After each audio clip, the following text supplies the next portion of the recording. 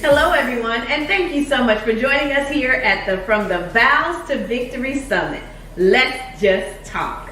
We have a dynamic speaker, Ty Miles, and her topic, emotional intimacy, 5 connection rituals, a guide to daily romance. Wow. Let me tell you something about Ty Miles. She's a dynamic speaker. She's a certified personal coach, a metaphysician, a best-selling author, an international speaker, and an entrepreneur. She's the creator of a personal development brand, Fierce Her Woman, and the founder of Women's Wellbeing Firm. Her mission is to help women be well as they do well. She also mentors early stage entrepreneurs to help build, launch, and grow profitable businesses with her program, Empowered CEO Mastermind. She specializes in self-love, mindset, boundary setting, business growth strategy, along with manifestation work, so she can help her clients create lasting results in life and in business. She is unique with her transparent, energetic, and relatable teaching style. She's able to provide transformation by helping her clients increase their power and challenge their fears and take the risks necessary to reach their true and full potential. Everyone, let's welcome none other than Ty Miles.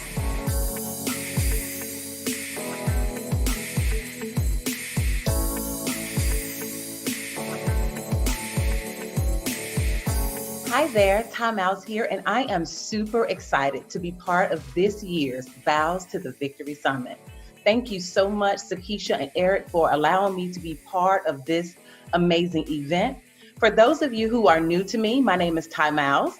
I am a personal coach to women, business strategist, and marketing and sales expert. As an amazing entrepreneur, I have to give so much of my success, to credit so much of my success to having a strong relationship with my husband. He is such a huge fan of mine. He's my personal cheerleader. He is my cameraman, my audio man, my, pat me on the back when I want to cry type of guy. He is there and has been there through it all. And today I'm going to share with you a little bit of how we have grown our bond and really strengthened our relationship the way we have. I'm going to take just a moment here to share my screen.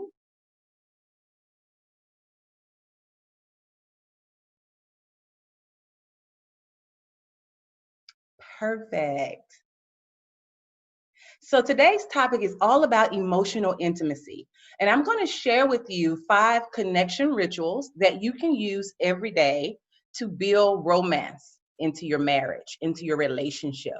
Romance is such a word that, it can mean so many things. But when I tell you, when my husband walks into the room, he still makes my body do something, right? And women, that's an amazing feeling, and men the same. Like every woman and every man in a relationship should want that feeling. So today, my hope is that by the time you finish this session, you're going to know exactly how to do that, right? You're going to be able to manufacture that feeling in your partner.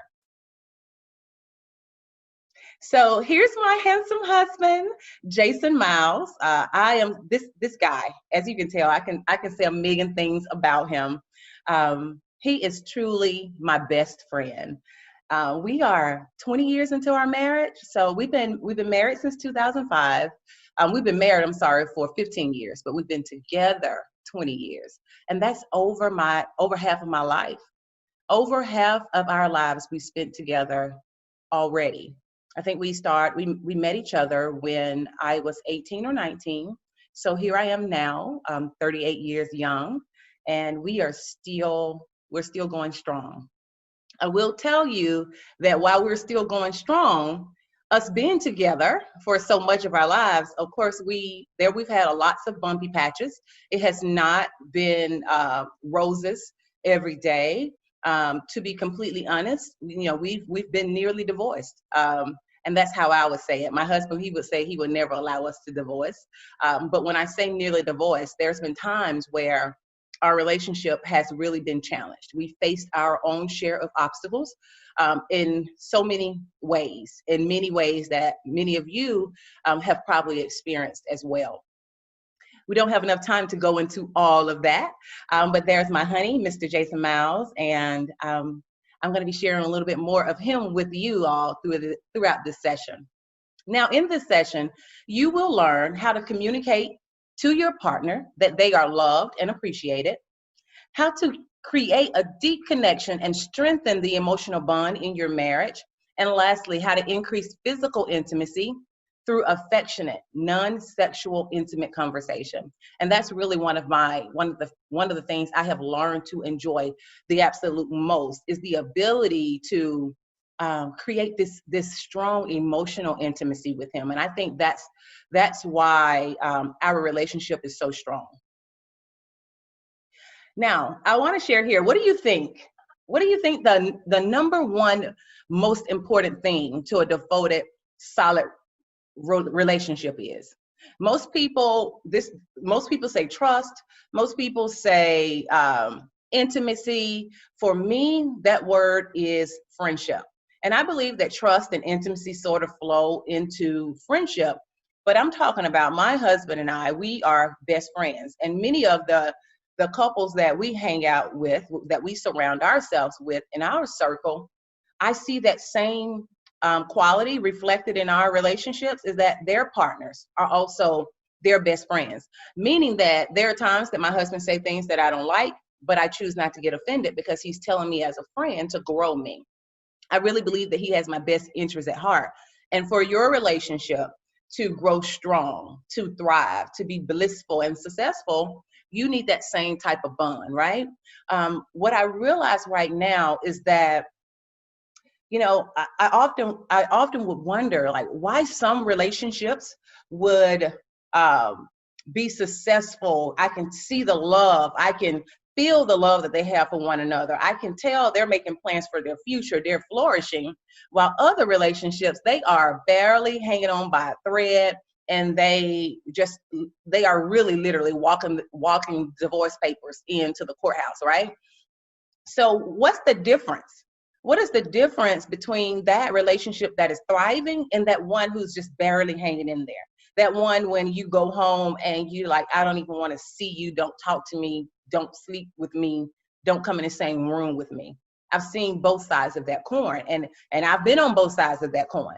And so I have grown to know that this word, friendship, having a mutual, respectful friendship, loving, caring friendship with your partner is that key ingredient. And today I'm going to teach you 5 things that you can do to develop that connection, that type of bond with your partner. Now, this is a quote that my husband and I came up with this quote together. I asked him the other day, I was like, babe, why do you like me so much? Like, what do you feel like that thing is that keep our marriage so fresh and so fun? And so we both kind of reflected and answered the question together. And this is the quote that came out of that conversation. Intentionality, friendship, and considering your spouse when making daily decisions create an unbreakable bond. What do you think about that? Intentionality. We are very intentional with loving one another, with praising one another, with supporting one another. Our friendship is a priority for the both of us. And yes, every single day when I make a decision, I think about how it will affect my husband, and he does the same for me. So I just love this. So much practical gold in this quote. So here we're about to dive into our 5 connection rituals to build romance daily. And I'm gonna train. This is gonna be a quick and dirty training, So let's go into number 1. The first connection ritual is greeting and reunion rituals. This is a time when you bring your separate lives together again and reconnect at the end of each workday or after spending time apart. So greeting and reunion rituals. So for instance, if either you are going off to work for the day or you're going to be away from each other for a long period of time, we're talking about when you come back together. So I want to share one exercise that you can do. Here's the exercise. Greet your partner with enthusiasm and affection to let them know that you are happy in their presence. So when you all have had this time apart, whether it's work, whether you've been on a vacation, you spent some time apart from one another, when you come back together again, greet them. Be excited to see them. I tell you, this is one of the things that my husband and I do every single day. He comes into the door and he comes to kiss me.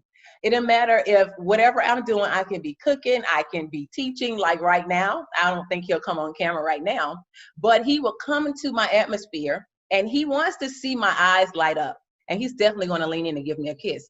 So this is that enthusiasm that you create when you and your partner come back together again. So let's discuss the second ritual. The second ritual is called the parting ritual. This time provides opportunities to spend some time talking with your spouse before going your separate ways for the day. I can't tell you how important this is. So in the morning, when my husband and I wake up, we don't just jump out of the bed and go on about the demands of the day. We look at one another. I wake up, he wakes up, and I lay in his arms, for 2 minutes. Doesn't have to be a long amount of time, but we spend that time connecting with one another. So let's get into the exercise that I want you guys to practice. Share 2 minutes of undistracted communication before leaving for work or jumping into the demands of the day. Share 2 minutes of undistracted communication before leaving for work or jumping into the demands of the day. So this could be 2 minutes of talking. Maybe you want to ask your partner about what they have going on in their day. What's your agenda for the day? What are your plans for the day? Or it could be where you're not sharing any words and you might do something like my husband and I, where we just cuddle with each other. We have that undistracted time with one another before we go off for the day. So let's go into ritual number 3, which is appreciation and admiration rituals. This is when you are expressing admiration and appreciation to your partner, which will make them feel valued and help them notice that you appreciate the positive qualities about them. And so let me tell you, for a long time, I struggled in this area. And this kind of goes back to the love languages. And I now realize that one of my husband's love language is like words of affirmation. He likes to know when I appreciate what he's doing. And I'm going to share with you really quickly before we go into this exercise. We just came back off of a family vacation. And on our way back home, as soon as we pulled the SUV into the driveway, he got out the truck to unload the luggage. And I went up to him and I hugged him. And I said, "Thank you, baby, for getting us home safely." I can't tell you how his eyes just lit up because he didn't expect that. But I really did appreciate, because I don't have to do any of the driving. And he does. That was a 5-hour drive. And so the fact that he took on all the driving, never complained about it, made sure we made it home safely, I was so appreciative. And it's one thing to think that to ourselves, but it means something totally different when you actually verbalize it. So here's your exercise. Notice your spouse's positive qualities and actions.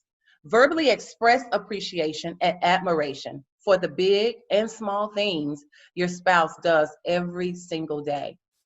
So what small things, what big things do they do? Think about how they navigate their day and all the people that they may manage and everything that they have, all the thoughts that they may have internal and all of the pressures they may be having external, but still they show up for you. Still they appreciate you. Still they do whatever they need to do to ensure that your relationship, your home is taken care of, right? That you're taken care of. So you want to take the time to show some appreciation and admiration towards your spouse. The 4th ritual is affection rituals. This time is vital to feeling connected to each other and provide opportunities to show affection in your own unique ways. So One of the things that my husband, well, we show each other affection all the time. I mean, my kids, they always saying, you know, public display of affection, TMI, you all are so lovey-dovey. This exercise is really where you want to get physical. So you want to share physical connection with your spouse. Touch, hug, kiss, get physical, all of the above, right? So this could look like literally just touching, just holding one another, your spouse's head laying in your lap or laying on your shoulder. This could be holding hands. This could be a hug. And I'm gonna tell you, for me, I have this little thing about my space. So one of the areas that I had to improve a lot in, because my husband is very touchy-feely, and I'm not naturally very touchy-feely, but I know that he enjoys that. And so this particular exercise has really strengthened our bond. And I'm talking about, this is an area that I am working on right now. I'm very intentional with it, allowing him to hug me extra long, allowing him to kiss me longer, like all of these things, because I am not really a touchy-feely person, but I am growing in that area.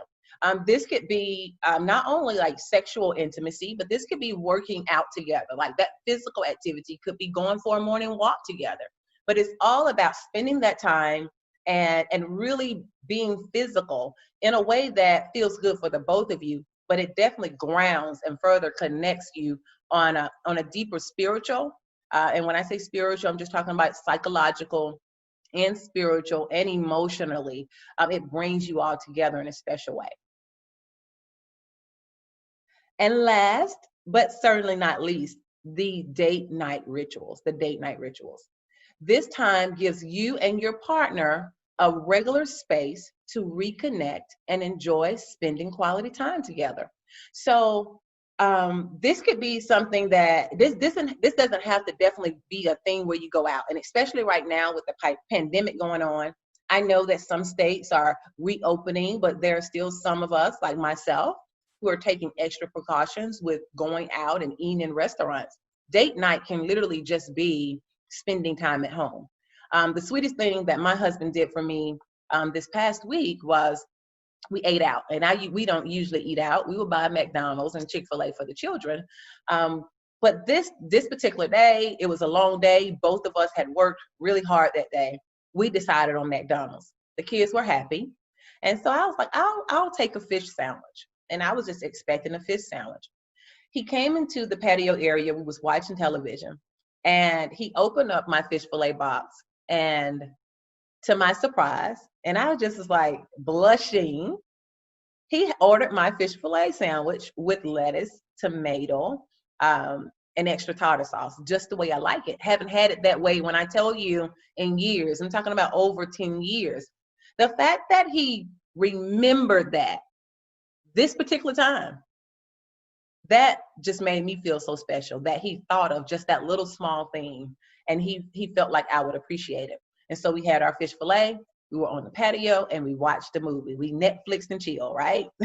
And so that's a date night. But date night can look many different ways.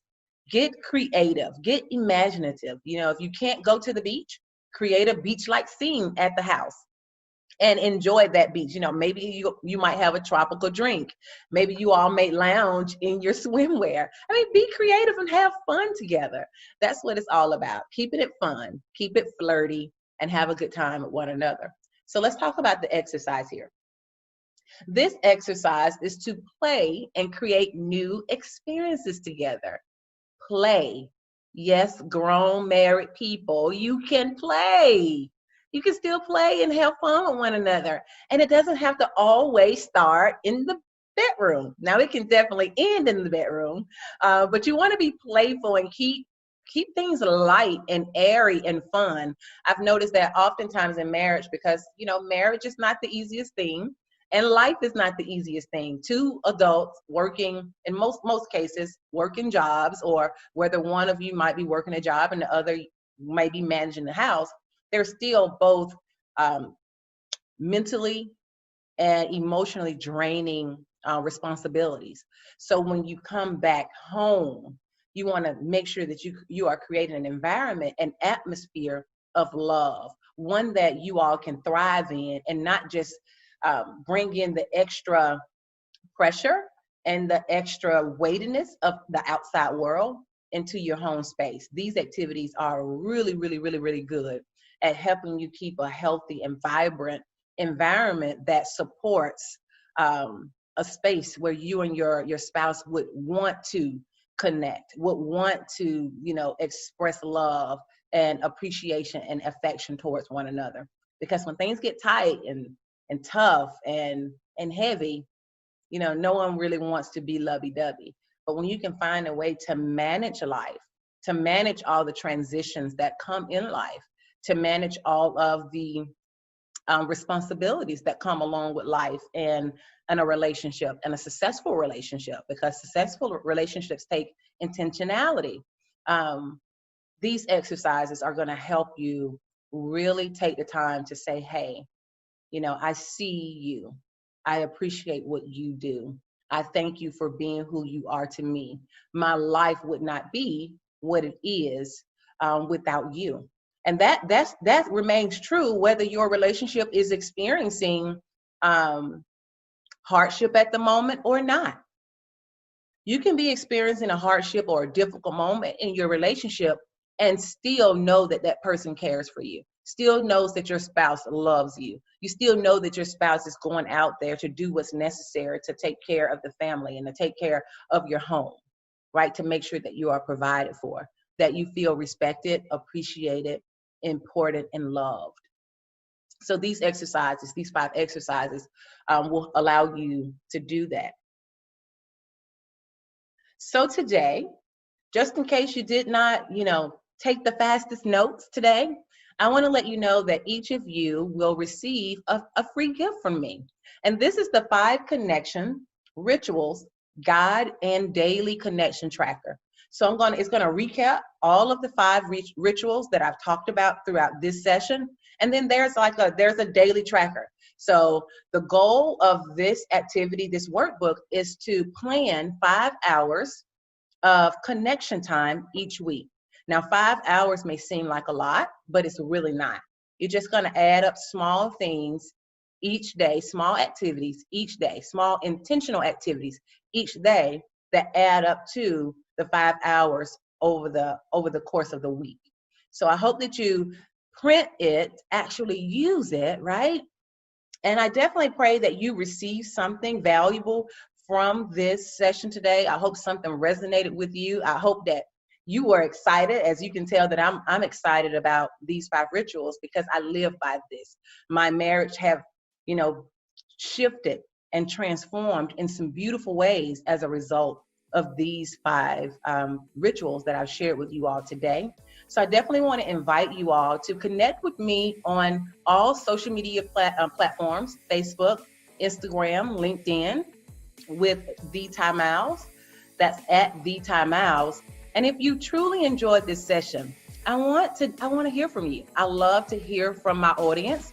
And so all I'm asking for you to do is send me an email at ty@tymiles.com. Let me know what valuable insight you gained from today's session. I appreciate you all for tuning in. Thank you again for giving me such a huge listening. Be blessed. Bye for now, and I hope to see you all soon.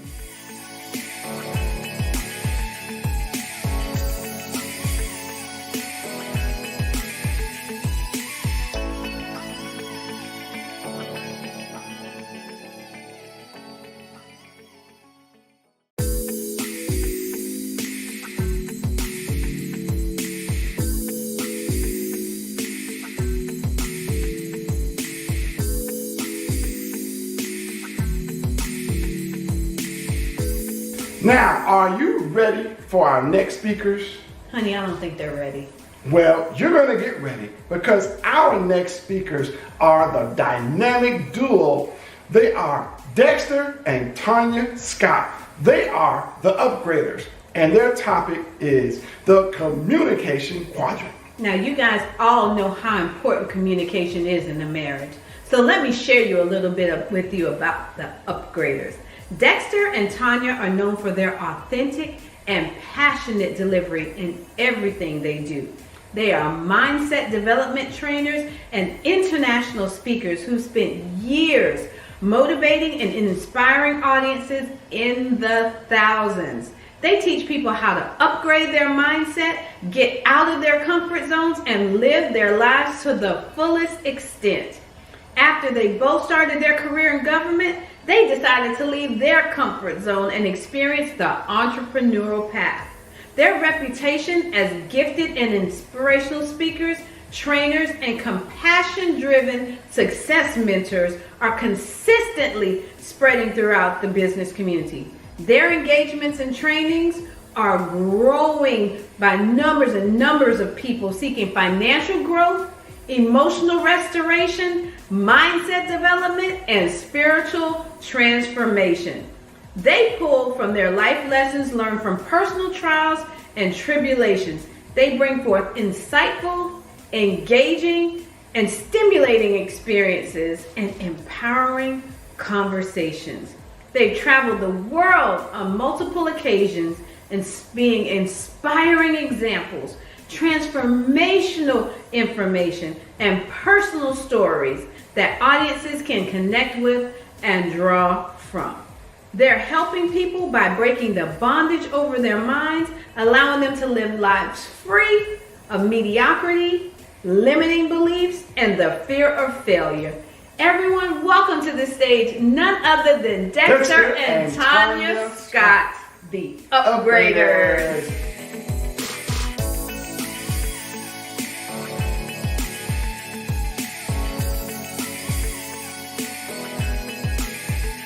Hi everyone, Dexter and Tanya here. Hello. Hey, hope you guys are doing well. Yes, we are yes. honored to be on the platform to be speaking at the Marriage Can Win Virtual Summit. We are the Upgraders. Tanya and I are known for saying we may not know you, but we know what's in you. Yes. And we know that what's in you is a very effective marriage. Whew, I love it. Absolutely. That's good. Yeah. Look, Tanya and I, we've been married for 19 years. We have 4 beautiful children. And we're going to talk to you about the communication quadrant. We think it's highly effective to be able to have effective communication. You want your marriage to blossom, then you need to understand how you communicate. Communication is absolutely everything. It is everything. Yeah. It means a whole lot to any relationship. It really does. You know, but being here and being married, one of the things that Dexter and I had to do was to learn each other. So here we are talking about communication, but also involved in that is your own personalities. Yeah. It's your own influencing styles. And based on what they are, has a lot to do with how you communicate, how you process information, how you perceive information. That's good. And all communication is information. Right, the exchange of information. The exchange of information is dialogue, right? So one of the things that Dexter and I did very early on in our marriage is we realized that learning and coming to really understand each other's style, each other's means of dialogue, it helped us to communicate with each other a whole lot better. Yeah. And now we want to share it with you. We've actually traveled around. We've been called even into ministries and so forth, different churches as well, to train. And we train groups. See, this right here, we're making it personal to us as a married couple. But honestly, when you come to understand influencing styles, when you come to understand your own personality, I don't care who you're in conversation with. You can be, people on the job, your own children, definitely working in different aspects of ministry, perhaps. It could be anywhere, your workplace. Yeah. I'm telling you, you come to understand it, then you understand your style and you begin to understand other people's. It actually helps you and teaches you how to better communicate. Yeah, so we want to share just a few tips with you.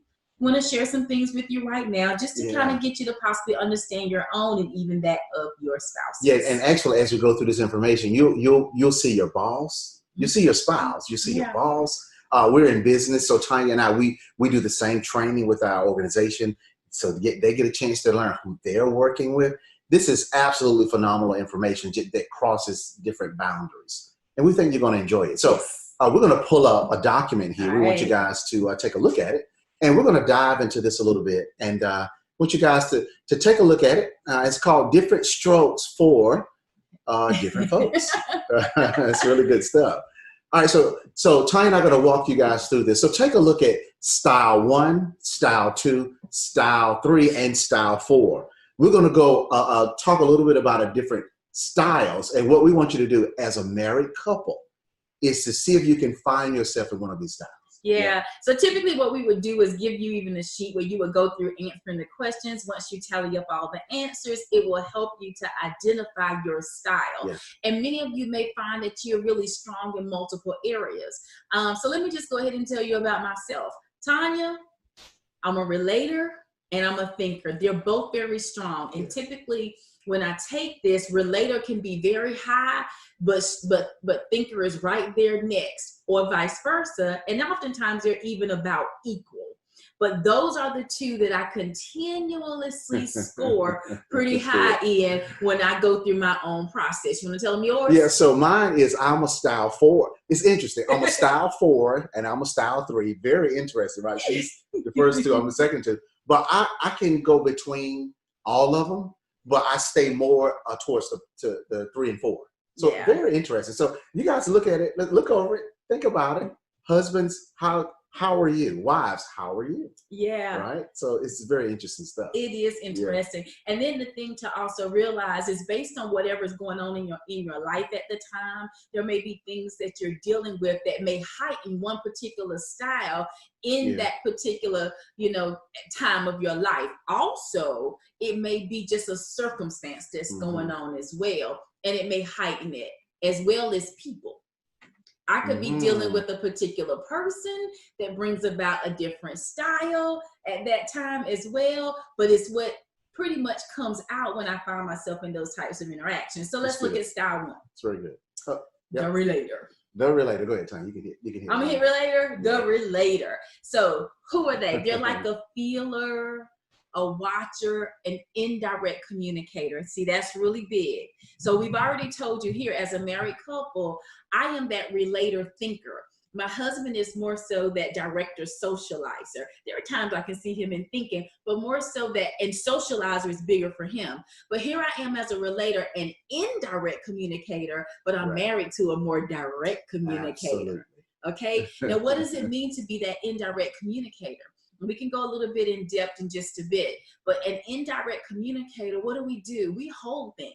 There may be something that I really want to say, but I don't say it. There may be things that I like to communicate, but I try to soften it a bit. I'm not as direct with what it is that I want to say because I'm mindful of the feelings. Right. It's that feeler side, those types of things. So we're watchers, we're indirect. Our motto, be cautious and make sure it works for everyone. Oh my goodness. I've told people before, I've done many talks about this, being a recovering people pleaser. My husband even said to me just the other day, he says, you know what, Tanya, you're going to have to stop making so many heart decisions. Absolutely. H-E-A-R, heart. He was like, heart. He said, you're not going to keep making all these hard decisions, because yesterday something came up and it was like, I told you, don't keep making these hard decisions. But that's my personality style. Right. And it's an area that I'm having to grow in. I've been growing in once I came to really realize that this is who I am. But it's not always good in every situation. Stress theme, I give up. We'll do it your way. Yeah. Okay. I'm not even going to argue my point. I'm good. I'm not even going to tell you what I think. I'm okay, but have it your way. It's that people-pleasing aspect. Yeah. That's a relator. The thinker. Well, let me say this too. Keep in mind, so relators, spouses, right? If your spouse is a relator, if they disagree with you, they might not say anything. Is that true? Yeah. If they disagree, they might not say anything, and then they'll normally just step down or step back and let you have your way. Yeah. It's just the natural progression. Style 2, the thinker. And I love you saying that. It's so much to talk about. We don't have a lot of time, but I'm telling you, this right here is some good stuff, all right? So the thinker. Yeah. The thinker is a thinker, the watcher, also an indirect. So here I am carrying the indirect communicator personalities, okay? But as a thinker, we think, we watch, we really want to see and get it, and oftentimes I would hear, even my husband would say to me, you're overthinking, just answer. answer. And this is something he came to realize about me, because as we've been married now 19 years, but let me just take you through the first few years, okay? And he's like, I asked you a question. And I said, I know, I'm thinking, okay? And he would be so frustrated because he's like, answer. And I'm like, I don't know the answer yet. So this is interesting. So spouses, just think about it. Here I asked Tanya a question. Do you ask your spouse a question and there's silence? And you're like, I know that I just asked him. Are you going to say anything? Right? So that's the point. They are processing. So if you are a relator and a thinker, if your spouse is a relator and a thinker, and they're asking you something and your spouse just, they're thinking. So it will tell you how we are getting through, how we've gotten through that and how it works for our marriage. But that is so interesting. Indirect communication. It is. So what's our motto? I'll do it if it's logical and if it fits with what I know. Yeah. See, that's a comfort as well. If it fits with what I know. You know, but I don't want to step out of my comfort zone. I don't want to try it. You know, oh, you want me to really step out here and see if that'll work? But what if, okay, well, give me more information. So I was the one within our marriage when my husband was bringing things to me to say, come on, babe, let's look at this. Oh, and I would have to really think about it. And I'm taking up so much time. I'm not really communicating to him everything that I think or I feel because I'm testing and I'm trying to listen because I'm a watcher. Mm-hmm. Oh my goodness, are y'all hearing me? And what did it do? It calls for a lot of, disputes. Yeah, and it actually absolutely can happen. You know, yeah, it really can. Where you kind of getting on each other's nerves a little bit, then you begin to wonder what in the world did I get myself into. Okay, but that is what happened with us. Yeah. And our stress theme is I don't want to talk about it now. Why? So what am I doing? I'm running. Let me just lay this aside. I don't feel like dealing with it. More of that indirect communication, but that's pretty much how those two styles behave. Who can relate to that? Can you relate to that? Yeah, as we talk about it, I know that I said I'm a 4, which is socializer, but I do a lot of 2. I've done a lot of 2 in the past, but I recognize it. So the benefit of being able to, you know what, I can't table this. Let's talk about it. So there's wisdom in tabling it and talking about it. So we're talking about more effective communication. So style 3, the thinker, that is the director, thinker, doer, direct communicator. So the director is when something hits their head, it's going to come out of their mouth, most likely. So it's not going to be processed very well in that they just going to say it, right? And it might be an abruption to a relator or even a thinker, like, oh, come on, It might be in your face kind of stuff. So, so spouses, think about it. Is your spouse, are you a director? Do you say things and you just kind of, and then you think about it later? I don't know. Yeah, could be. Yeah. The motto, if it works, do it. Not a lot of communication. If it works, do it. Let's go. Ahead, try. Get it done. Let's go. They just, no hard moments or anything like that. Let's just get it done, right? Very interesting. Yeah, so the stress thing is, that's completely wrong. Do it my way. It is. It's hilarious. It is. Oh my God. It is. It's funny. So even and I probably won't get into it now just for time purposes, but even at my boss at an old job that I had, my boss was a director. And I had to go to my boss knowing that she was a director. So that's more in depth of what we talk about. How do you deal with the other styles in communication? And even as we're talking to you right now, that's really the purpose of what it is that we're saying to you. We're giving you some tips. We're telling you, it's giving you some background information, but we also are able to get into the strengths and weaknesses of those styles. We're able to talk to you to say, if this is your style, you need to downplay here. You need to increase in these areas. And if you're talking to this particular style, not yours, but you're speaking to that style, then this is what they're looking for and how to come to them. So those are some of the things that we get into when we actually bring this and train about this throughout, the different places that we've been. But right now, we just want you to know that your communication is highly important. Really How is. we communicate with each other as husband and wife means everything. And one thing that I'm known for saying is, in any conflict, typically everybody's right and everybody's wrong. But those two people in conflict, or those two groups in conflict, whatever it may be, if we really talk, we ultimately do want some of the same things. But what are they? Let's arrive there. Right. And then it is a matter of hearing and listening, or listening and hearing, if you will. Right. But that's what we want you to do. So hear about this other style. Now this is where he's strong at. I'm strong. He's strong in a 4, okay? Kind of, float. So style 4, socializer, feeler. Interesting. Tanya's a related. She's a feeler also. Yep. Doer, direct communicator. I mean, we just let it out. Now, I am, however, through wisdom, I just don't let everything fly out. I have to process it. I go into thinker. So it's absolutely that's when that's you come what it to is. understand and know Yeah, it. you know which areas you need to work on. So the motto is try it and see what happens. Let's go, man. Let's just go. Let's go. Let's go. I mean, what do we have to lose? And right? that was him. It still is. It still is. Right.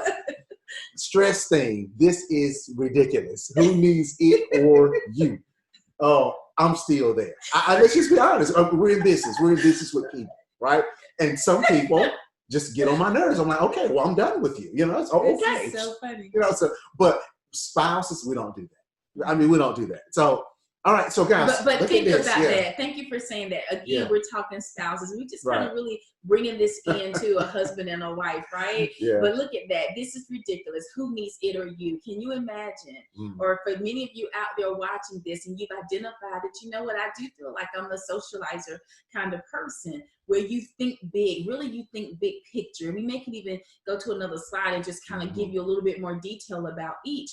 But here's the thing. If that is you and what it is that you do, then what wouldn't you want to do to your spouse?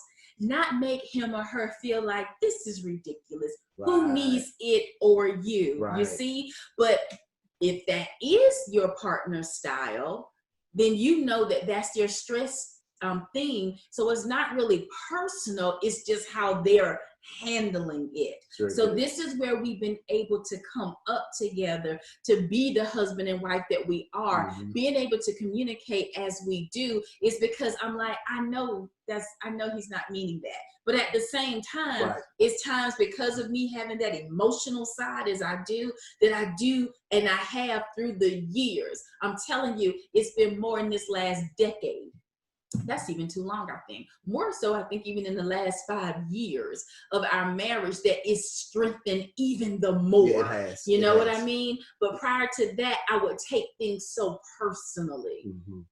And he began to understand, where is this coming from? It's a whole nother conversation there. But where is this coming from? How did this get so deeply rooted within you? How is it, Tanya, that your influencing style is this way? Oh, we need to get rid of that.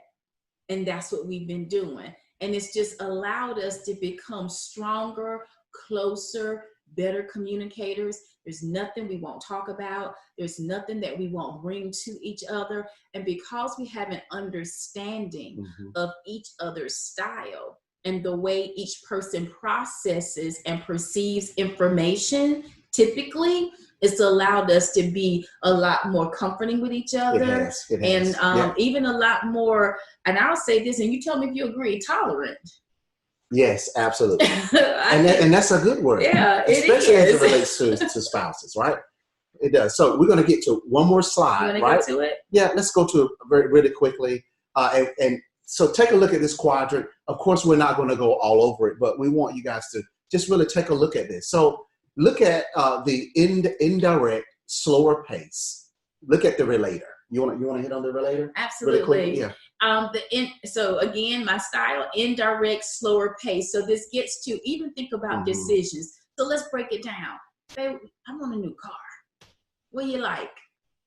I want a new house. I'm ready to move. Where would you want to go?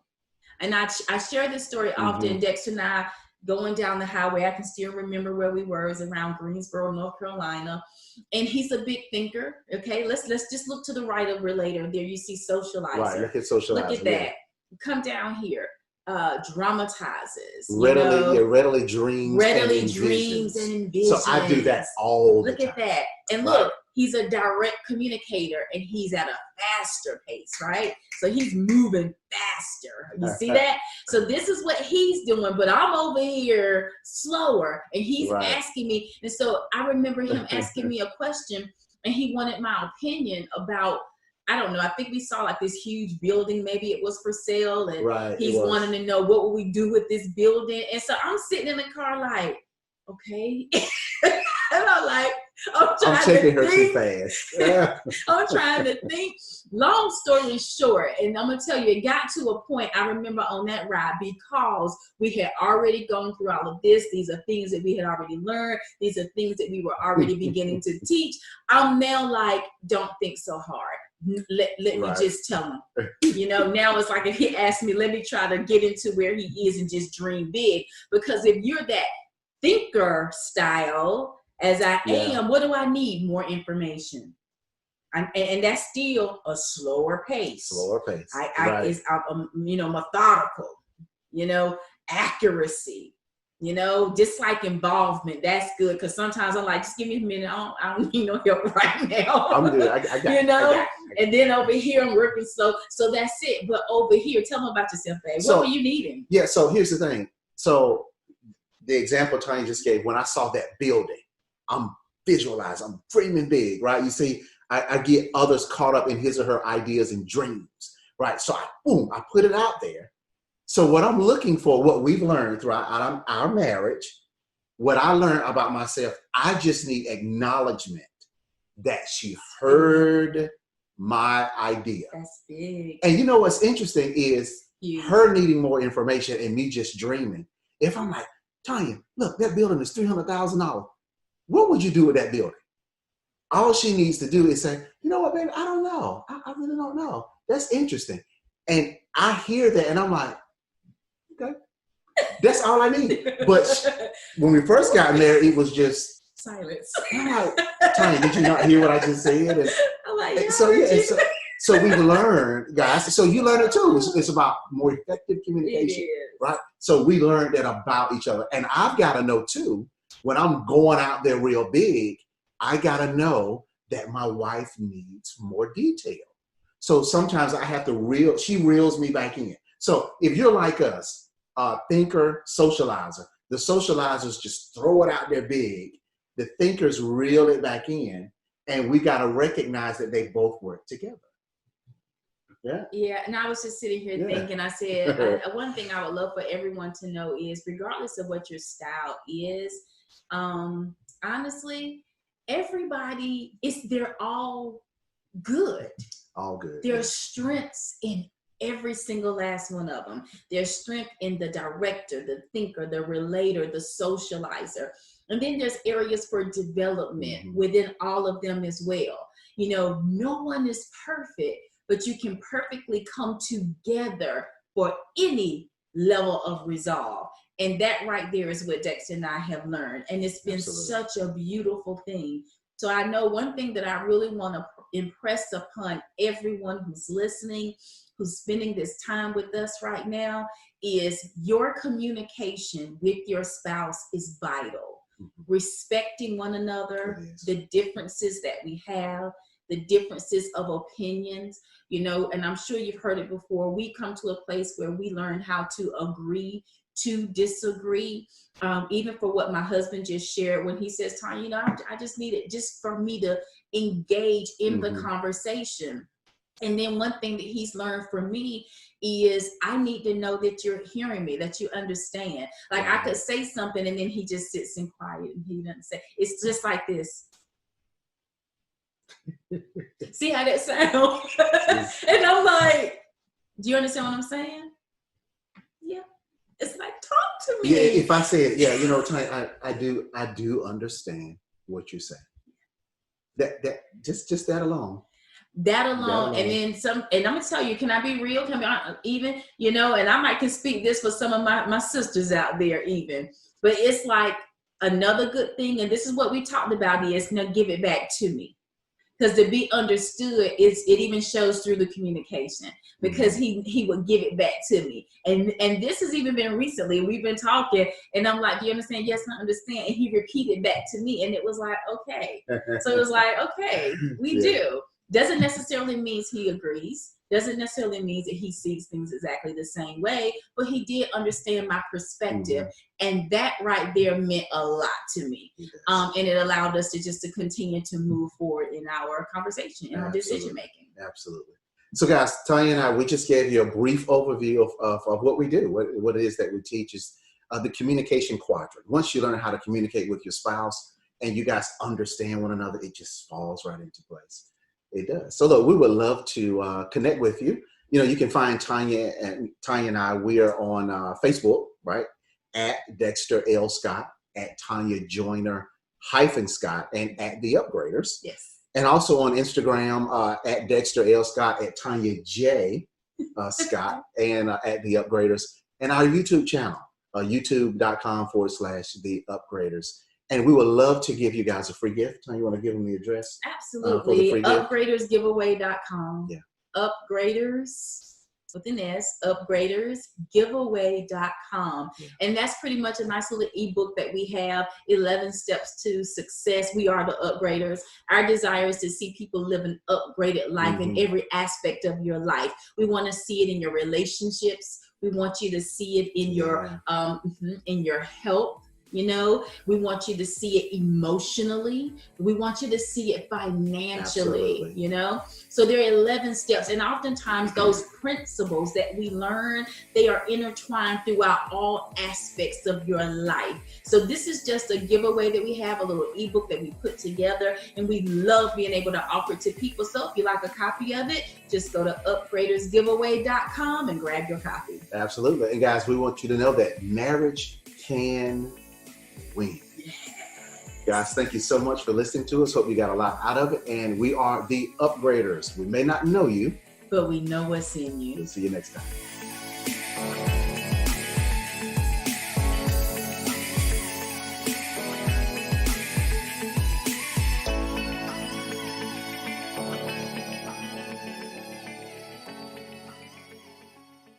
Hi, my name is Eric Hollick, and this is my wife, Dr. Sakeisha Hollick.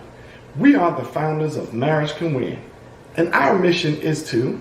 We educate, we empower, and we encourage couples to embrace that marriage can win, especially when you focus on 3 key areas. Now, we understand the #1 challenge facing relationships today is what, honey? Communication. And we know that 90% of the people that we talk to want to feel like they're being heard in their relationship. They want to feel like they're being supported in their relationship. And most of all, they want to feel like they're loved. So here is what we have done to help marriages win and to create a deeper relationship with more joy and happiness. We built the #1 marriage and relationship resource by gathering the best ideas, the best strategies, the best tools, and the best techniques from some of the world's greatest experts and thought leaders. And it's all in one place for you to access anytime, so you can have a successful marriage and relationship. So go over to www.vowtovictorysummit.com. That's www.vowtovictorysummit.com, and check it out for yourself and join many others on the path to a marriage that will win and a relationship that will be fulfilled with joy and happiness. Again, go to www.vowtovictorysummit.com. You're going to find topics such as, how to deal with conflict resolution, who or what is influencing your spouse, and what to do when your marriage is under attack, and much, much more. And if you want happiness, and you want joy, and you want more communication.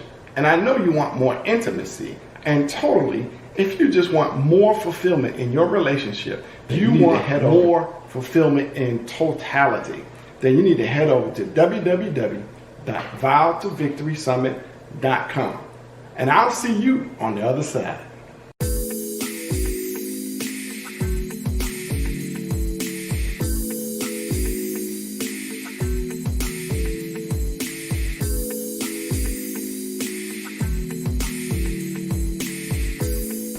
Joining us next is none other than author Dee Johnson of Wife Nation. Her topic today is what to do while you are waiting on God to transform your marriage. Now, this is going to be a powerful topic. You know what? When women want to know how to fight to save their marriage, how to overcome marital challenges, and how to get there happily ever after, they contact Dee Johnson, also known as the Happily Ever After Strategy Coach. She's the founder and CEO of Wife Nation, and she uses her own marital experiences of over 16 years, coupled with her 16-year career as a marriage counselor, to help women map out a strategy on preparing to become a wife, on how to shift the course of their marriage, and how to effectively pray in order to get results. She's a licensed psychotherapist and is a dynamic speaker who's relatable and charismatic, with the ability to engage the audience and facilitate dialogue among audience members. She's available to speak and teach at conferences, women's events, workshops, retreats, and podcasts. Welcome to the stage, none other than Dee Johnson.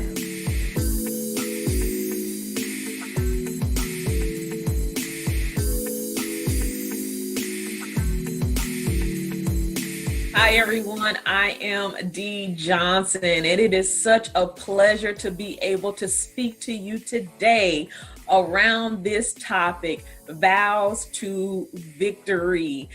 And I've been invited to teach specifically about the topic, what do you do while you're waiting on God to transform your marriage? Because I think the misconception is once you take the vow, that victory is automatic. But there are some times and there are some situations where victory, you have to fight in order to achieve it. And so I'll tell you a little bit about my story, and then I'm going to give you some practical step-by-step information that I wish I had known, and that would have saved me years of unnecessary pain and heartache. So husband and I got married in 2004, and about 6 weeks later, I was diagnosed with multiple sclerosis. And immediately I started losing the functioning in my body. So I lost hearing in my left ear. I lost the ability to use my left arm and hand for almost 3 months. I could barely walk, but we still had bills to pay. So I still had to go to work. And then he was laid off from his job. And then I was laid off from my job. And then we had an unexpected death in our family that just devastated us. And then we had a foreign exchange student in our home who overstayed her welcome. And all of this happened in the first year of marriage. So not only were we looking at my health issues, I mean, I'm 28 years old and we're talking about the possibility I may end up in a nursing home. And then we have a death, and then we're both unemployed at the same time. So there are a lot of storms that hit my marriage right out the gate. And we ended up in marriage counseling twice in the first year.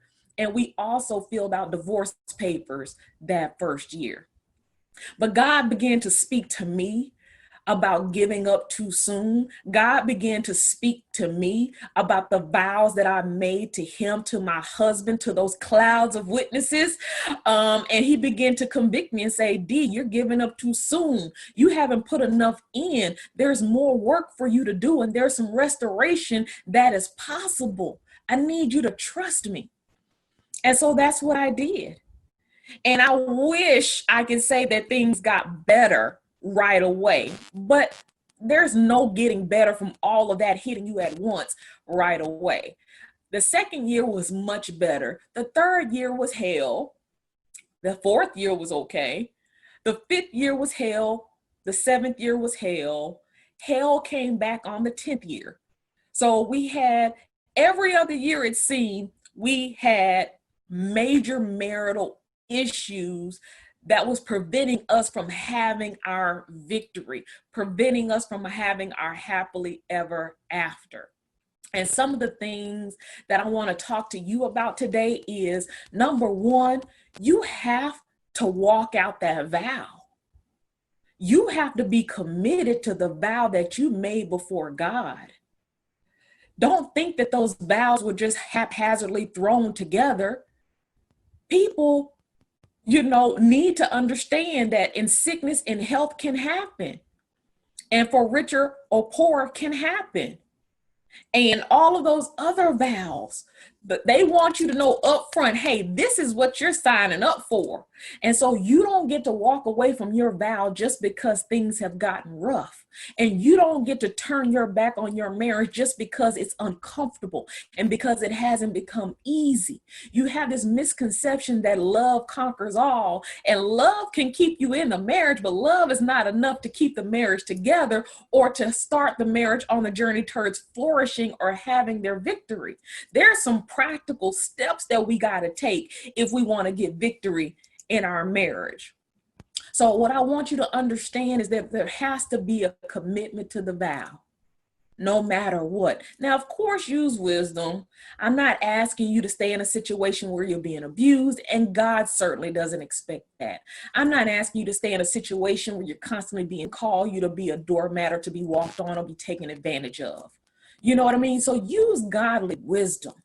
But my personal belief is if he's not beating on you, cheating on you, snorting up all the rent money while you're, can barely pay the bills, just about everything else can be worked out. You have to come up with your own criteria, but just about everything else can be worked out, in my opinion. So let's get to these steps. Now that we understand that there is no turning away from the vow, D, teach me what are the steps that I need to take while I wait on God to restore my marriage. And the first step that I need you to take is I need you to stay connected to God. I know it sounds, like, oh, that's what everybody says. Stay at the feet of Jesus, stay praying, stay connected to God. But this is how I want you to look at it. God has all of the intel. You want to be partnered with God when your marriage is in shambles. He knows what your husband is thinking. He knows what he's feeling. He knows what's going on in the background. He knows what you're thinking, what you're feeling, what you have going on in the background. He has all of the inside scoop. So of course you want to stay connected to God. Of course you need to stay at the feet of Jesus. Of course you need to continue to ask him, what do you want me to focus on right now? What am I missing? Where should my attention and my efforts be put in this season, God? I need to know what it is that you want me to know so that we can actually experience a victory in our marriage. So stay connected to God because he has all of the intel. Another reason you want to stay connected to God, because he's your source of strength. His idea was to join a man and a woman together in holy matrimony. He has the blueprint. And more importantly, he understands your inner workup and how it's supposed to complement and merge gracefully together with your husband's workup. So he has the blueprint, he has the intel, he has the foresight, he has the insight, he is the creator of all of this. We need him to give us strength. And I once heard Dr. Tony Evans of Oak Cliff Church in Dallas say, you never know God is all you need until God is all you've got. And when you're in a marriage situation where it's in shambles, There are sometimes God is all you've got, because you can't bring everybody into your marriage mess. You can't keep venting to the same people over and over again. They have their own marriage mess, or they just don't want to hear about it anymore. So there's going to be times in your marriage where God is all you've got. So you have to get in alignment with his will. You have to start asking him what it is he wants you to focus on. You have to ask him, God, give me strength, because this is a battle that I feel ill-equipped to fight, and I need to have victory. So I need you to strengthen me. I need you to encourage me. I need you to give me everything that I need in order to secure victory from the hands of the enemy. The other reason that I want you to stay connected to God is because you need everyday instructions. Every day, you need to ask God, what is on the itinerary? What am I to do today? But in order to pull this off, you've got to get into a position of humility where it's not my will, Lord, but thy will be done. Because your way doesn't work, and you don't have enough of the blueprint to put this all together, and you don't have enough of the intel to put this marriage back on track. So you've got to go to the one who has it, and you have to humble yourself under his mighty hand, and you have to simply say, not my will, Lord, but thy will be done. I am your foot soldier, here to carry out your purpose and your plan. What is on the itinerary for today? What is on your agenda concerning my husband, concerning me, and concerning our marriage today? So now that we understand that we have to stay committed to the vow, and we understand that we have to stay connected to God, the next thing that I want you to understand is that you have to shut down outside opinions. Everybody's going to have something to say about what you should do, what you should have done, what you could do, what they would do, and you don't need to hear any of it. Too many opinions will cause you chaos and confusion and will keep you in your marital mess longer than you thought that you would be in it. So I always tell my clients, get you one or two trusted people. That's it. I mean, these gotta be people that are hopefully not close relatives, like your mom, your aunt, your sister, but people that you can just call and say, I really need prayer today. And they don't even ask questions. They don't even know it's about your marriage. They just go to God on your behalf and they seek him on your behalf.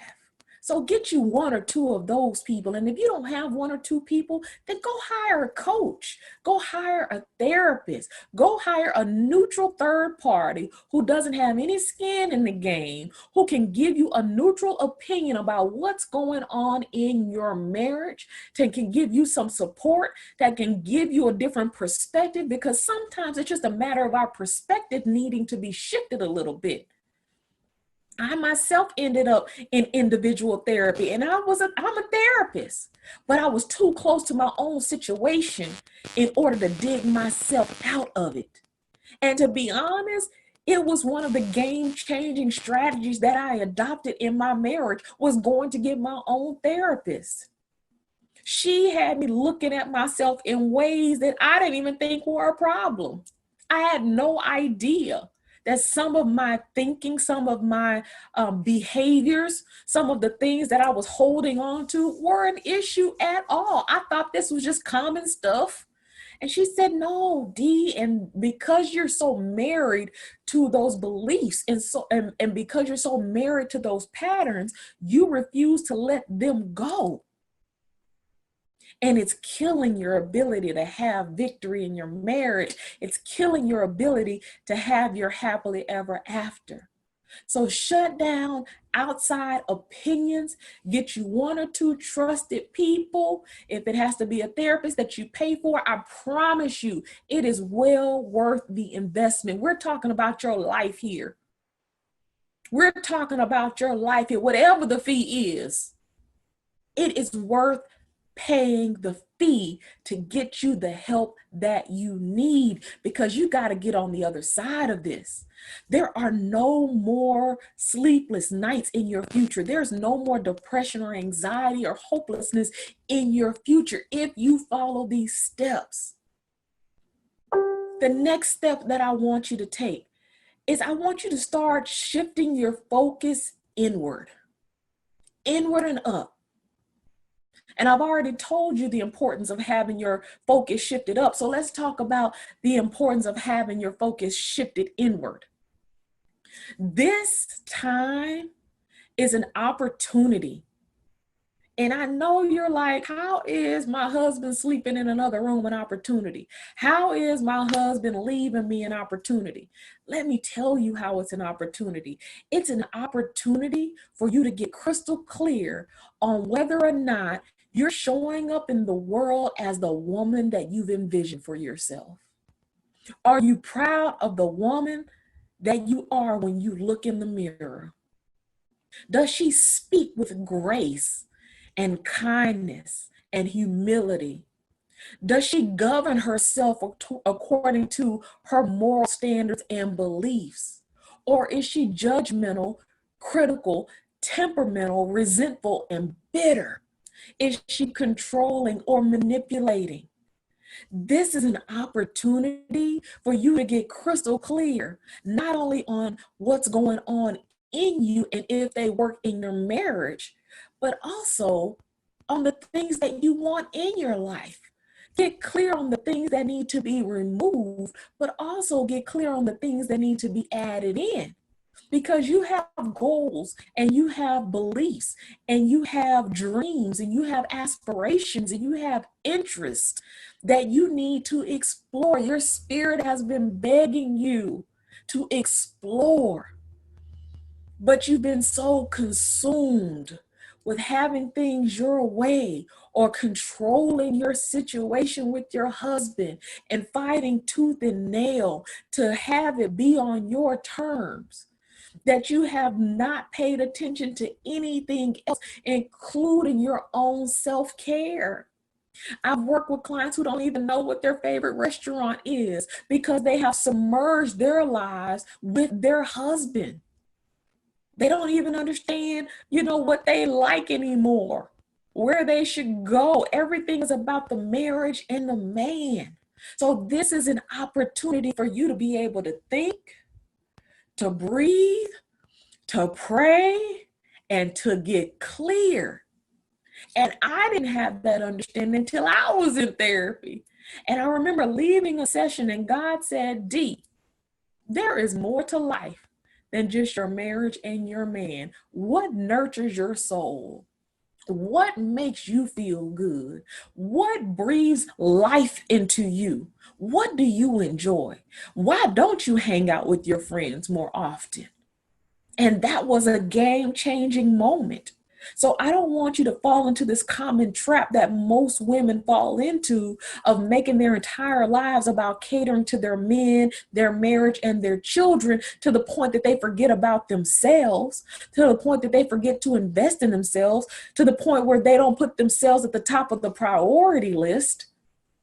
So take advantage of this opportunity to get clear on what the next steps in your personal development should be. Because if you can show up as a clear, confident, non-judgmental life partner, then when your marriage is restored, there's going to be an overflow of that. Your spouse is going to be a recipient of all of that goodness and graciousness that's going out of you. So make sure that you treat her well. Make sure that you honor her. Make sure that you're kind to her. Make sure that you give her grace. Make sure that you give her understanding. Make sure you don't leave her behind because she needs you. She needs you. And that's how you're going to start getting victory in your marriage. So let's move on to the next step. I want you to learn, and I've already, said a little bit about this. I want you to learn to enjoy your life. If you strip away the marriage, and if you strip away the man, and if you strip away the children, and it's just you, do you have a fulfilling life? Because marriage is not going to be the cure for your unhappiness, your personal unfulfillment. Unhappy single women are just unhappy wives. And some of us think that marriage is the cure-all for everything. And then when we get into marriage and we realize that there's work and we realize he has other interests outside of the marriage, we don't know what to do with ourselves. We question whether or not we are married to the right people and what we should be doing. And what you need to do is you need to learn to enjoy yourself, enjoy your life. Do you like to read? Do you like to travel? Do you like to, go to different restaurants? What do you like to do? And why haven't you made that a priority? Where is the spice in your personal life? Where is it? You have to make sure that you enjoy the fullness of your life. Your life is a gift from God. Your individual personal life is a gift from God. And you owe it to him to squeeze every drop out of it. And sometimes that's going to include other people. And sometimes it's going to include your children. And sometimes it's going to include your spouse. And sometimes it's just you by yourself. And all of that is okay.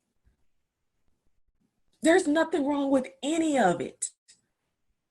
Do it all. Start saying yes to yourself. Stop telling yourself not now, later. This is not a good time. A good time, a better time, the best time does not exist. I promise you, it is fairy tale land.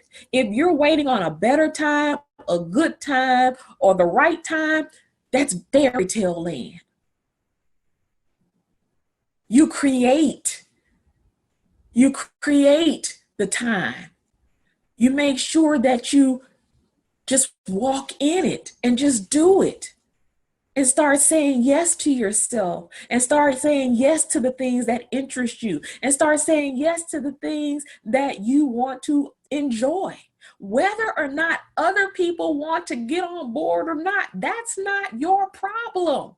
Learn to enjoy your own company. You should not have a problem being by yourself.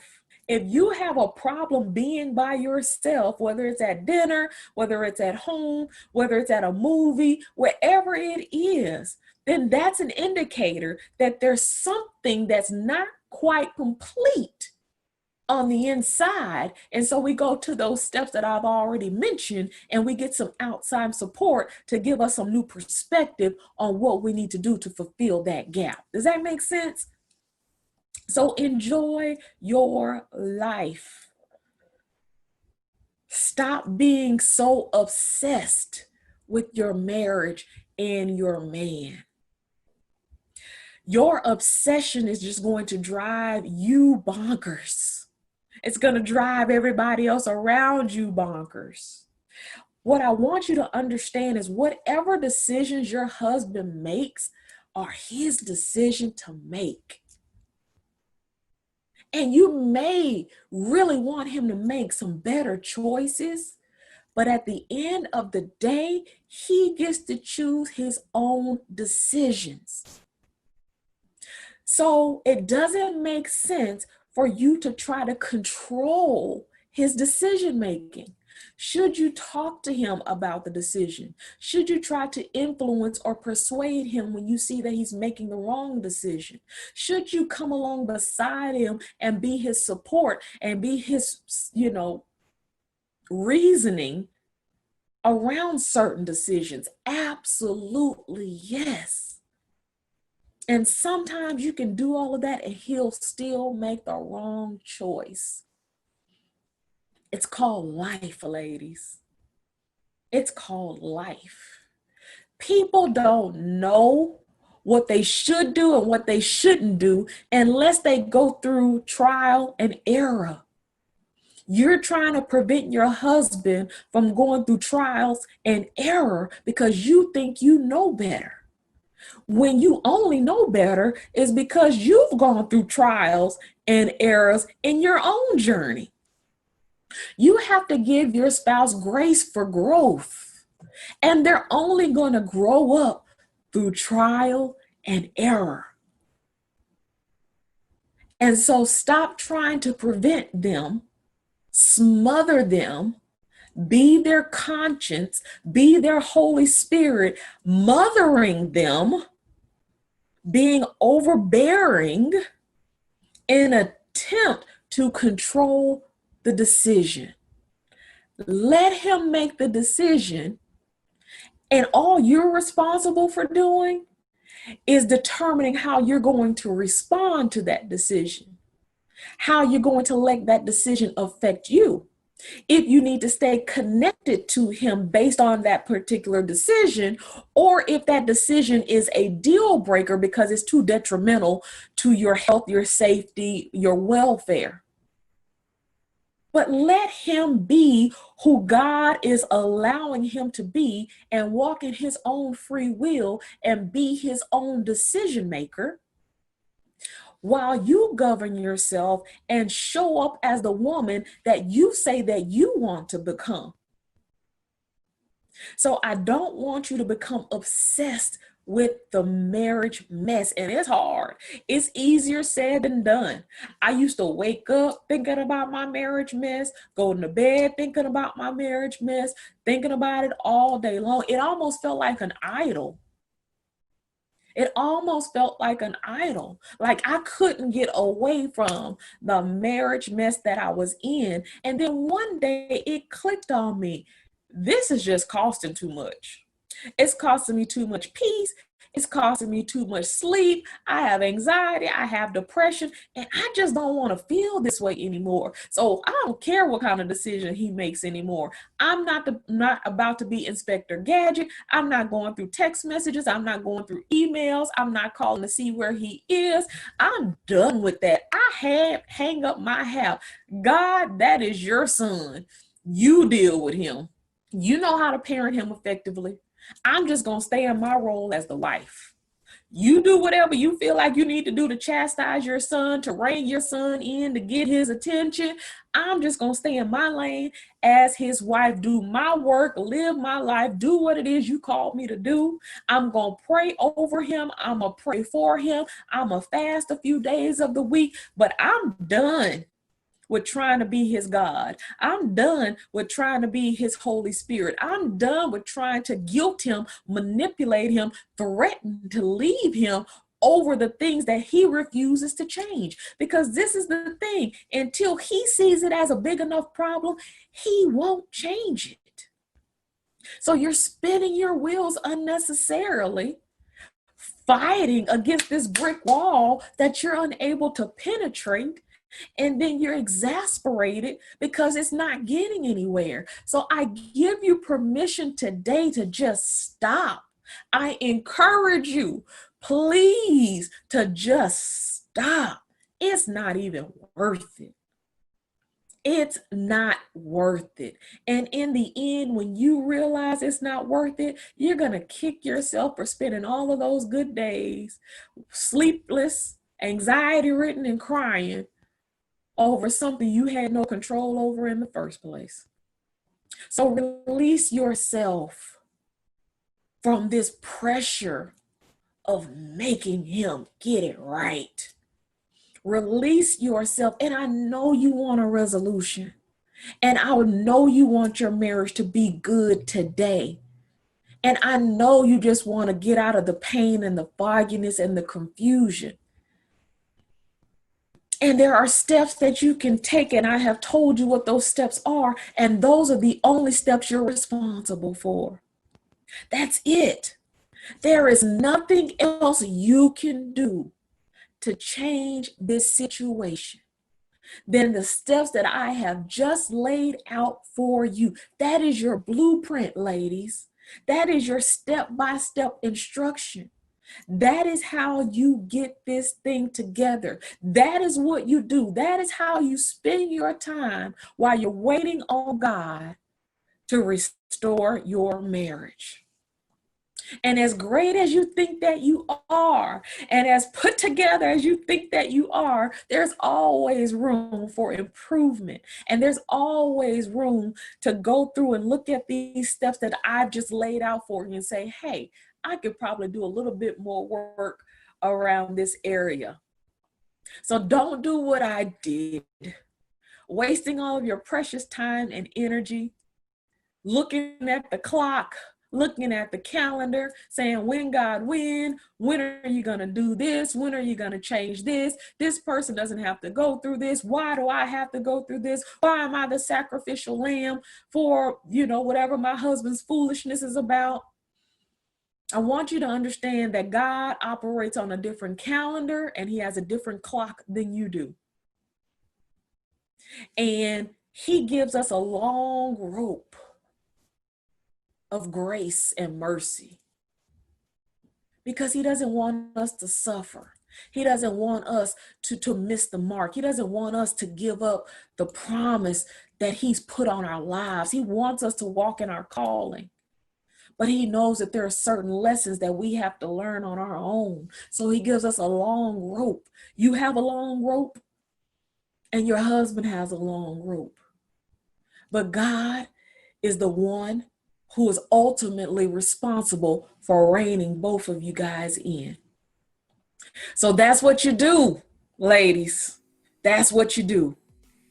When you are waiting, understand there is work to be done. When you're waiting, understand that crying in your shower, crying in your pillow, crying in your car is normal, but I need you to wipe your face, wipe your tears, get up and get back to it. Because you have to stay committed to this vow. You said you wanted to be a wife. Welcome to wifehood. I'm Dee Johnson. Thank you so much for joining me, and I hope I said something that encouraged you, that inspired you, that helped you, that strengthened you, and that gave you a new perspective. Thank you so much. You all have a great evening.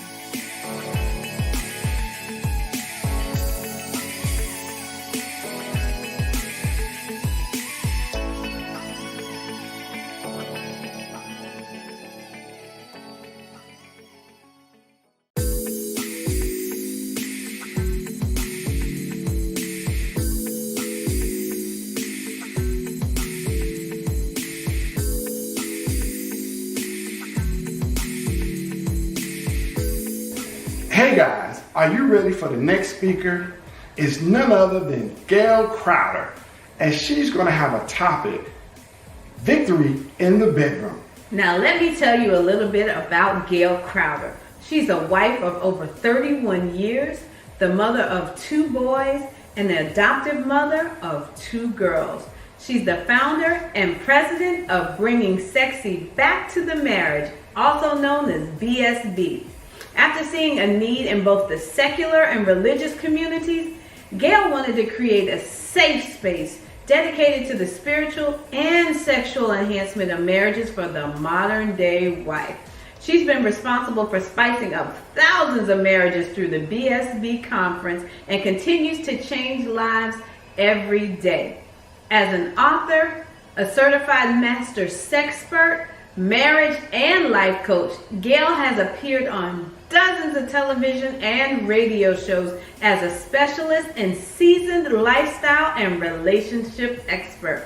She's authored several books relating to marriage and sex, including her signature book, Bringing Sexy Back to the Marriage.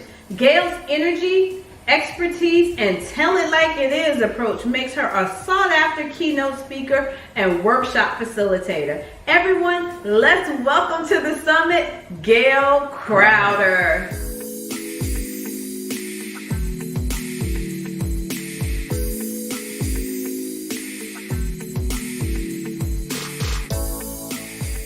Hello. This is your girl, Gail Crowder, and I am so excited to come to you guys and talk to you about victory in your bedroom. I am known as the one sexy wife around the world, and I am so excited to be a part of this amazing virtual conference. And as you guys know, so many people struggle when it comes to having amazing sex, and God has literally put me on this path to be an oracle for the body of Christ, that you can have amazing sex, because he made sex and he said it was oh so good. And so tonight I'm going to really talk to you about victory in the bedroom. And 92% of couples, if they're poll and they're telling the truth, will say that they have experienced in some form of difficulty when it comes to amazing sex. And there are various reasons why people struggle in the bedroom. And I will tell you that as I have been coaching and teaching and speaking all over the world, it is all very common. And so I'm going to give you just a few reasons why some people might be struggling in the bedroom. Now, this is not going to cover every single thing, but let me just tell you, I've been doing this work for over 15 years. And these are the common things that I have coached and helped women and couples through over my period of time of being a sexologist and a marriage coach and a counselor and all the stuff that goes along with what I do. And the first thing that most people deal with when it comes to, shying away or having difficulties when it comes to sex is really unforgiveness, right? And if you've been married for any length of time, unforgiveness can literally spill over into every area of your life, not just the bedroom, but in so many different other areas when it comes to really connecting with your mate. So unforgiveness is the first thing. The next thing is infidelity, right? And my thing is, when it comes to infidelity, you can get past anything as long as you're open and honest about what happened and how it happened, and you seal that breach that happened when it came to infidelity. And infidelity used to be a devastating thing, but nowadays, and I'm not saying that it's not devastating nowadays, but you can really learn to move past infidelity and get into a much better space where you love each other more, trust each other more, and confide in each other more. And so infidelity is the second thing. And then illness, whether it's physical or mental illness, can also affect how we connect sexually in the bedroom. There are a lot of things that go on, especially with women, where as we age, we go through menopause and we have, hormone changes. We have so many things that go on with our body. So the physical side of it could be one of the things that's challenging when it comes to the bedroom. But also on the flip side, men also go through a male menopause as well. So they have hormone drops and they get into a situation where they, have a lower libido as well. But again, it can be all addressed. All of these things can be addressed. Now, with the mental part of it, if there's been hurt and you're walking in unforgiveness, and if there's been infidelity, there's some things that you can do as well. And I believe I'm a huge, huge component of counseling, right? Because counseling can literally help you get to a point where you can put a period behind whatever happened to you and move forward. And I'm talking about the things that can happen outside of the bedroom in order for us to be able to go into the bedroom and achieve victory when it comes to amazing intimacy, amazing love, and amazing sex. And that's the ultimate goal for God and your marriage. Okay. The next thing, it could be trauma, right? Trauma, undealt with trauma. And a lot of women, have dealt with trauma with their bodies, as, growing up as girls and as women, because we're vulnerable as, young people. And if you are dealing with unresolved trauma, that can carry over into your bedroom. Even if you think that you've dealt with it, sometimes it can be a hindrance when it comes to really being vulnerable and giving your body to someone else, especially if it's been violated. And that can also happen on the male side as well. So I'm not trying to be one-sided, but women's trauma happens a lot more frequently when it comes to men, but it can happen in a male's lifetime as well. The other thing is stress. Undealt with stress can be so so impactful on a marital bed. And it comes in so many different forms. And what, you know, in this, the sensation that we're in right now with COVID-19, unemployment,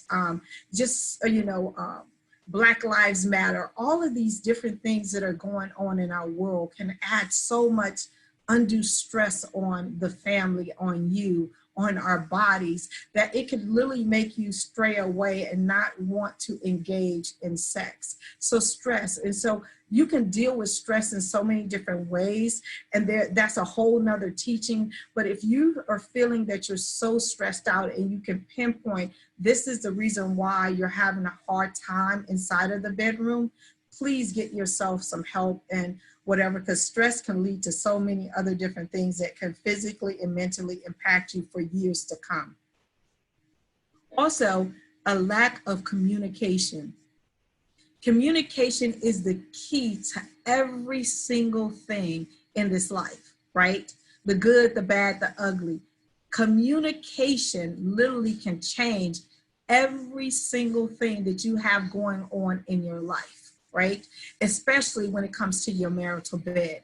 And you need to learn to communicate your needs, your wants, and your desires, and be okay with and being vulnerable in front of your spouse when it comes to your intimacy. And the last thing is physical changes. As we age, our body is going to change. It just is. You can keep it, you can exercise, you can diet, you can, eat all the right things. You can, do all of these different surgeries and all of these different kind of things, but the body will change, right? And you have to learn to embrace where you are, whether it's your husband who's gaining weight or losing weight, whether it's you that's gaining weight or losing weight, however that works, you've got to embrace that your body is constantly changing, okay? And so I want to go into really how to have victory in the bedroom. And I want to give you some tools and strategies that's going to help you along in this journey. And like I said, the things that I just talked about or the things that I have been able to help people identify that is hindering them from enjoying and receiving pleasure when it comes to sex in the bedroom. But again, your story might be totally different. I'm just giving you the top ones that I know that can hinder and keep you on that path from receiving pleasure. Number one is you need to really learn to talk about the problem, right? Not just one of you going to the spouse, but both of you having an open and honest dialogue about how you're feeling about your marital bed, right? It has to be two people, and it has to be two willing people that are willing to meet in the middle to say, you know what, I am in it to win it, and I want both of us to give and to receive pleasure.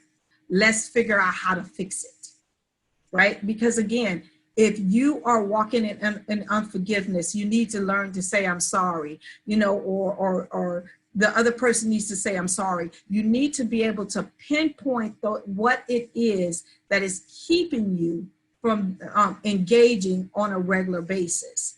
And so it has to be an open dialogue. And you have to be able to, like I say, literally get naked in order to get naked. And so many people really struggle with this because they're like, I don't want to be bringing up the past. Well, if you're still harboring the past, that is keeping you from giving your spouse the fullness, the full essence of who you are, spirit, mind, and body, right? So make sure that when you guys come to a place, and do not do it inside your bedroom, do this outside of your bedroom and say, this is what I'm feeling, this is how I'm feeling, this is what I'm not getting, this is how I think you can give me what I'm looking for. Always go to your spouse with the problem and somewhat of a solution. Just don't go and throw out all the problems and not have some way to make them help you resolve that problem. I hope I'm making sense. Number two, take time for sex. Take time to have sex. Prepare for it. Just like we prepare amazing dinners, just like we prepare for amazing vacations, just like we prepare to go to work, just like we prepare, whatever we do on a daily, weekly, monthly basis, you need to prepare your body to receive pleasure. And I can't explain it to you any more simpler. So many of us are like just in a rush, and it's not pleasurable. It becomes a job. It's like, oh my God, like I just can't, because I have 1,000 other things that I need to accomplish, 1,000 other things that I have on my mind, all of these different kind of things. You need to carve out time to give and to receive pleasure. Put on the candles, put on the music, put on the lingerie, take a shower, do whatever you need to do in order to receive and give pleasure. I just can't say that enough, because again, the body needs to really enjoy sex because it's good for you. It is literally good physically, mentally, and spiritually for you. God created it, and he said it was oh so good, right? And when I'm saying prepare for it, there are 4 phases of pleasure, right? And it's called the sexual response cycle. And the first thing is the excitement of it, right? Not being that you're dreading it, but the excitement of it. So that's phase 1. Phase 2 is the arousal. That's when the body is prepared to receive pleasure, right? The blood is flowing. The heart is beating, right? The juices are going to the vaginal area and to the penis. All of this is going on. And so that is the arousal phase of it, right? And I really want people to realize that your body needs to go through all 4 phases in order for you to be fulfilled. The third phase is orgasm, right? And people know, and if you don't know, men will orgasm a lot quicker than women, right? And so as a woman, we need to be in tune with our bodies in order to slow the sexual response cycle down, for you guys to kind of be on the same page. Now, we all know that men are like microwaves and women are like ovens, right? But you can get in a space where it's a give and take thing, right? If you slow him down in order for you to enjoy the excitement of your body anticipating what's about to happen, you get your body into the arousal state, which most people call foreplay, right? And get the juices flowing and the heart pumping and the heavy breathing and the touching and the kissing and all of those kind of things, right?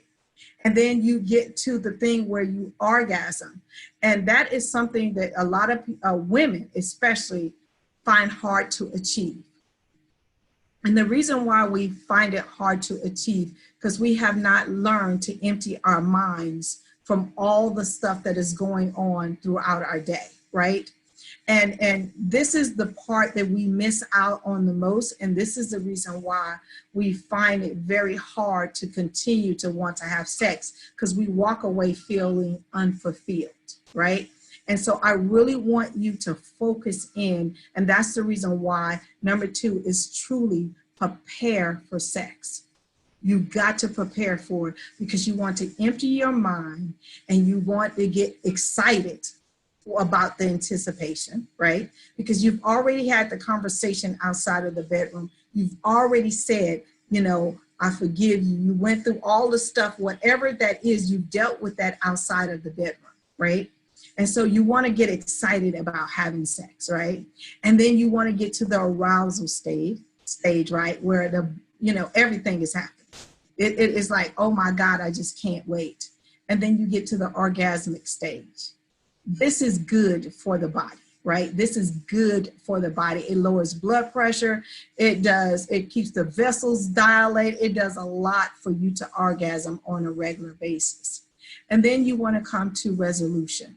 Resolution is the 4th stage of the sexual response cycle. And this is where what we consider in my industry coming back to normal. This is when your body has came off a high. And this is where true intimacy kicks in. True intimacy kicks in in the resolution stage, because at this time you're holding each other, right? Your body and your heartbeat is probably in rhythmic, it's beating as one, right? You're holding each other. You're tired. You're probably sweating, but your breathing is becoming back to normal. And let me just tell you, if you get in the rhythm with your partner and with your spouse to go through the sexual response cycle on a regular basis, I'm telling you, it will be nothing like having sex. And it will help you not only inside of the bedroom, but outside of the bedroom, because that's where intimacy will start to kick in. Because again, you're going to want to get inside the bedroom to repeat that cycle. Okay. Number 3, stop comparing your sex life to back then. Right. I get a lot of couples that come to me, well, back then we used to swing from the ceilings. Back then we used to do X, Y, Z. Back then we used to whatever. Back then is over. Let's look at here and now and be in the presence. Your body has changed. Your experiences have changed, right? Your needs, your wants and desires have changed. So I say, stay in the present and make the present the best that it can be, right? You know, put that back on the back burner, right? What you used to do in your 20s and your 30s or whatever, right? Wherever you are right now. But put that on the back burner. Yes, that was fun. Yes, that's what we used to do back then, right? And not saying that you can't incorporate some of the fun things that you used to do back then, but it might have to be modified. You don't know where you are in the menopause stage for a woman or a man. You don't know if he's dealing with erectile dysfunction, you're dealing with vaginal dryness. You might have to introduce some lubricants and some other things that you didn't have to worry about back then. So that's the reason why I say leave that on the back burner and focus in on the present, because that's what's most important. What is happening here and now, and how can we make the best of this right now? Number 4, start focusing more on intimacy instead of the sexual act. And most people clump intimacy and sex all in the same pot. It's not. Intimacy is allowing somebody in your personal space, is allowing to see all of you, the good, the bad, and the ugly, right? And the reason why I started this teaching off by saying some of the reasons why people struggle, you know, in the bedroom is because they haven't taken care of the things outside of the bedroom. It's because intimacy is one of the most important things, especially for a woman. We need physical touch. We need affirmations. We need to hear we're beautiful. We need to hear that we're sexy. We need to hear all of those things. A man needs to hear that he's respected, that he's a king, that he's the head of the household, that he's a great provider, that he's all of these things, that he's your knight in shining armor. All of these things have to do with intimacy, right? It has to do with intimacy. And you need to learn to cultivate intimacy on a day-to-day basis. You know, I always say, try to outdo your spouse, not financially and be in competition, but try to outdo them as just showing them love and kindness, right? And also add some fun into those things. Add some fun into those things, because so many marriages, again, are under stress right now that we forget to have fun. We forget to laugh. We forget that you know, this too shall pass. And so add intimacy, focus more on intimacy instead of the sexual act. And I guarantee you, if you focus in on being one and showing love and doing the small things and giving those compliments and giving those affirmations and building one another up, it's going to translate into your bedroom much easier. It really is going to translate into your bedroom much easier. And again, intimacy has nothing to do with the sexual act. But I will tell you this, if you focus in on intimacy and you allow yourself to be vulnerable and you allow yourself to go back to where, you know, when you seen him, you were like, oh my God, like, oh, he was just the cat's meow, and she was the brick house that you couldn't just let go. I'm telling you, on my age, I'm talking about brick houses and stuff like that. But if you get to that point, I guarantee you it's going to translate, and it's going to heal, and it's going to move you into the stage where you can have amazing sex on a regular basis. Number 5, get to know each other's bodies, right? Again, you might have learned each other's bodies back then, right? But what are you allowing yourself to learn new about your spouse right now, right? Because some of us have kids, all this stuff that went on with our bodies. Our bodies have changed, and we need to explore them more often now than we did back then, because we need to really